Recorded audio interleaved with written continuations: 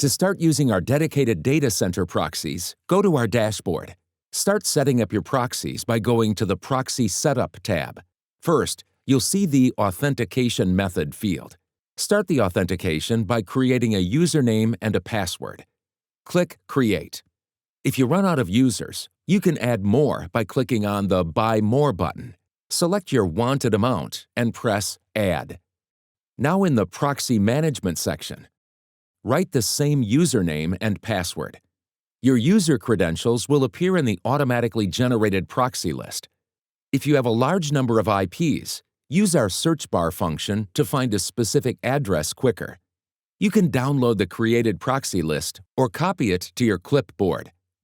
This port and endpoint can be applied to any application or tool to start using proxies instantly. Here's an example of what it looks like on a simple curl command for dedicated data center proxies. As you can see, the IP shown is that of a DDC proxy from our dashboard proxy list, meaning that the test is successful. For guides on how to integrate our proxies, visit our documentation.